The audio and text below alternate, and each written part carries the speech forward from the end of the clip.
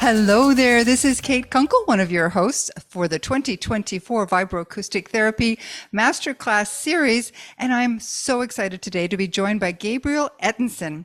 He is co-founder of Sage Space Technologies, a provider of vibroacoustic lounges and soundtracks, but much more than that. Gabriel is also a licensed physical therapist, but beyond that, a mind-body medicine specialist who once owned one of the largest integrative physical therapy practices in New York City.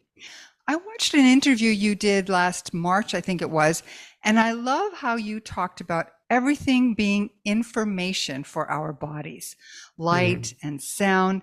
Can you expand on that in terms of those modalities, light and sound, and how they affect not just our body parts, but also our brains and the central nervous system? When we talk about everything being vibration, sometimes this can be a challenging idea for a lot of people that are used to Western medicine.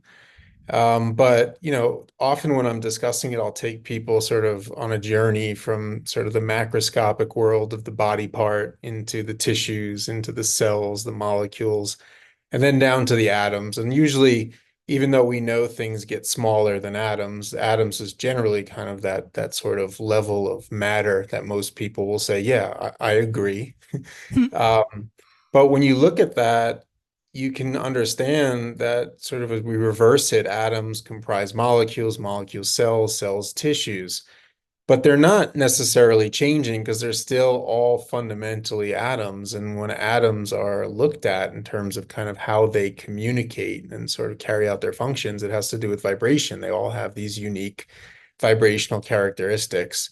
So when we're just thinking of the body as sort of this atomic structure and we're understanding that the way that everything is being carried out in the body is based on that vibration, then you can start to see the parallel between these unique vibrational characteristics and the information that they carry within them.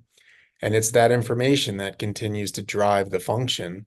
So the body is this homeostatic sort of organism. It's constantly trying to self-correct, self-balance, and that relies on this information that's being communicated throughout the body. So always thinking about it as an information system, and then also looking at things like the way that sound and light and other sort of vibrational technologies can influence the body by bringing new information in or changing the existing flow of information in the body, especially in a case of dis-ease or some sort of issue that's happening. That's where I was just going to go. So the information that our body has when it's injured or there's disease or even environmental issues that are affecting it, that's information too, correct?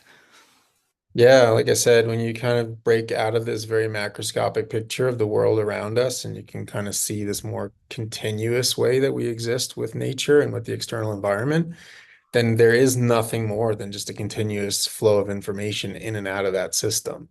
So it is, again, yeah, very much so the case that in a state of dis-ease, whether that's sort of imbalance internally or imbalance between the body and the external world, there's this informational element to it, and the goal is to try to sort of correct the way that that information is flowing. And it's much beyond the physical. Like most people, there's a problem with my body. Well, it's a physical problem, but you make it very clear that that is not where it ends. If we kind of go back in reverse and sort of come down to that vibrational level, well, this is kind of a biophysical level of the body, which is a more Western way of talking about energy medicine, which is traditionally sort of immediately thrown to Eastern practices.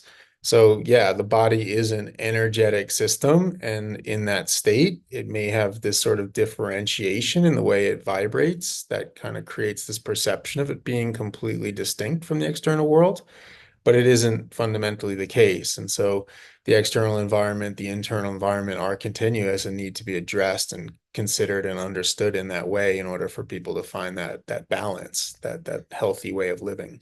And the emotional component too, right? There's such a big, we've got these physical issues, we've got our environment, but how we perceive our emotion surrounding whatever it is that's happening has a huge impact as well. Yeah, exactly. I mean, you can look at chronic pain and look at research with chronic pain, and you see that very clearly that there's kind of this inability to really differentiate between emotional responses and pain responses.